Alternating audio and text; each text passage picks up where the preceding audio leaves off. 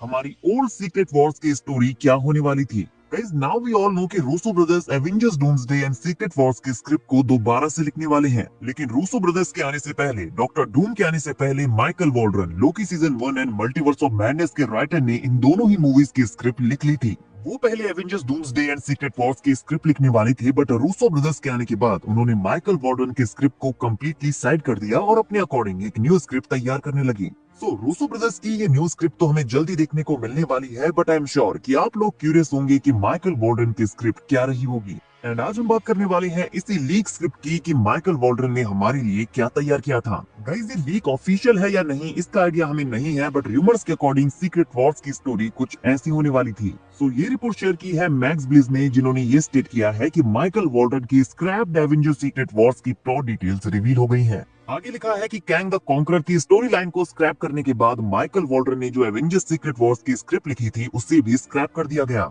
Avengers Kang dynasty की original ending में बियॉन्डर and Kang ने मल्टीपल टाइमलाइंस एंड रियलिटी को एक साथ मर्ज करके बैटल वर्ल्ड का क्रिएशन कर लिया था, और वो इस न्यू रियम क्रोनोपोलिस में as a supreme leader rule करने लगा। तो ये शायद कैंग का बियॉन्डर वेरिएंट होता या कैंग खुद बियॉन्डर बन जाता। इसके बारे में हमने काफी रूमर्स भी सुने थे। ये कैंग एंड बियॉन्डर दो अलग अलग नहीं, एक्चुअली एक ही बीइंग है। आगे स्टेट किया है कि surviving heroes and Avengers including Tobey Maguire Spiderman, Andrew Garfield Spiderman, Nicolas Cage Ghost Rider, Deadpool, Wolverine, the Fantastic family, Tom Holland Spiderman and Ms Marvel को बियॉन्डर कैंग ने कैद कर लिया था, जो ये रिवील करता है कि उन सब का एक प्राइम वेरिएंट है, पूरे मल्टीवर्स में उनका सबसे ग्रेटेस्ट वर्जन। और टॉम हॉलैंड का स्पाइडरमैन प्राइम स्पाइडरमैन है, जिसकी डेस्टिनी है कैंग को हराना। इसी बीच कैंग का heroic variant he Who remains and doctor strange battle world में हीरोज को बियॉन्डर से लड़ने के लिए और मेगा बैंड्स एंड 10 रिंग्स को रिक्लेम करने के लिए रीअसेंबल करते हैं, और रॉबर्ट डाउनी जूनियर यहाँ पर अर्थ 818 के सुपीरियर आयरन मैन बनकर रिटर्न करते हैं, जिसका प्लान था बियॉन्डर कैंग की पावर्स को स्टील करके खुद उन पावर्स को गेन करना। And Chris Evans and Scarlett Johansson भी Captain America and Black Widow के वेरिएंट बनकर बैटल वर्ल्ड में वापस आते हैं। नाउ गाइस आई थिंक ये अर्थ 818 नहीं, अर्थ 838 होगा। ये वही यूनिवर्स है जो हमें मल्टीवर्स ऑफ मैडनेस में देखने को मिला था, जहाँ इल्यूमिनाटी की टीम थी, डॉक्टर स्ट्रेंज भी वहाँ था, आयरन मैन के रोबोट्स भी हमें वहाँ पर देखने को मिले थे, और एक एम्प्टी चेयर भी वहाँ थी जहाँ पर इल्यूमिनाटी का कोई भी मेंबर नहीं बैठा था। हो सकता है कि वो empty chair superior Iron Man की रही हो। Robert Downey Junior as a Doctor Doom वापस आने से पहले अर्थ 838 के सुपीरियर आयरन मैन बनकर वापस आने वाले थे। ये आयरन मैन का एक इविल वेरिएंट होने वाला था, जिसे देखना काफी इंटरेस्टिंग होता। नाउ आगे लिखा है कि कई सारे एमसीयू एक्टर्स रिटर्न करने वाले थे, including Hugh Jackman, Ryan Reynolds, Tobey Maguire, Andrew Garfield, Patrick Stewart, Nicolas Cage, Ian McKellen and Miles Teller. Additionally Spiderverse से माइल्स मोरालेस एंड स्पाइडर-ग्वेन भी यहाँ शामिल होते। Guys this is really crazy. Now इस battle में superior Iron Man Beyonder Kang को रोकने में और उसे मारने में एवेंजर्स की हेल्प करता, लेकिन उसकी पावर्स को एंड में एब्जॉर्ब कर लेता और अब खुद बियॉन्डर की पावर पोसेस करता, जहां बेसिकली सुपीरियर आयरन मैन ने एवेंजर्स एंड हीरोज को धोखा दे दिया था, जिससे मल्टीवर्स के strongest anchor being Tom Holland के Spiderman and superior Iron Man के बीच एक बैटल स्टार्ट हो जाता, जहां स्पाइडरमैन एंड हीरोज जीत जाते, बट मल्टीवर्स अब भी कोलैप्स कर रहा होता। इसीलिए ही हू रिमेन्स एंड टीवीएम मिलकर इन सारी डाइंग यूनिवर्सेस को एक ही यूनिवर्स में मर्ज कर देते, including the MCU, the X Men universe, the fantastic four universe, और इसके रिजल्ट में एक सॉफ्ट रिबूट होता, जिससे एक न्यू कॉन्टिन्यूटी स्टैब्लिश होती कि म्यूटेंट्स हमेशा से ही यहाँ मौजूद थे।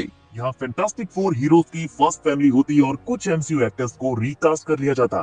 पूरी स्टोरी को फिर से तैयार किया जाएगा, जहाँ ही हू रिमेन्स इस न्यू मल्टीवर्स को डिफेंड करेगा। Marvel president Kevin Feige and Waldron इसे 2 मूवीज में स्प्लिट करने वाले थे, क्योंकि ये स्टोरी काफी लंबी थी। नाउ गाइस इस वाली स्टोरी के भी काफी सारे पार्ट्स मुझे अच्छे लगे, स्पेशली रॉबर्ट डाउनी जूनियर का आयरन मैन वेरिएंट बनकर वापस आना और स्टोरी का अल्टीमेट विलन बन जाना। इसके अकॉर्डिंग ये तो क्लियर हो गया है कि मार्वल स्टूडियोज कैंग को मल्टीवर्स सागा का मेन विलन नहीं बनाने वाला था। यहाँ अर्थ 838 से आयरन मैन आता, जो कि आयरन मैन का इविल वर्जन होता, और एवेंजर्स को एंड में उसके साथ लड़ना पड़ता, जिससे वो फाइनली हरा देते। और इस बैटल में टॉम हॉलैंड के स्पाइडरमैन का भी काफी बड़ा रोल होता, जिसे मल्टीवर्स का प्राइम स्पाइडरमैन बताया गया है। बट स्क्रिप्ट के अकॉर्डिंग डॉक्टर डूम का इस वाली स्टोरी लाइन से कोई भी कनेक्शन नहीं होता। And now Doctor Victor Von Doom ही मल्टीवर्स सागा का मेन बैड विलन होने वाला है, एंड ये आयरन मैन का कोई वेरिएंट नहीं होगा। एंड स्टोरी के अकॉर्डिंग काफी सारी यूनिवर्सेस आपस में कोलैप्स करते हैं, जिससे एक बैटल वर्ल्ड का क्रिएशन होता, जहां पर डिफरेंट रियलिटीज के डिफरेंट हीरोज आपस में टीम अप करते, जो कि आई थिंक अब भी हमें ओरिजिनल सीक्रेट वॉर्स की स्टोरी लाइन में देखने को मिलने वाला है। सो गाइस आपको माइकल वॉल्ड्रन की सीक्रेट वॉर्स की ये स्टोरी लाइन कैसी लगी, कमेंट करके जरूर बताइए।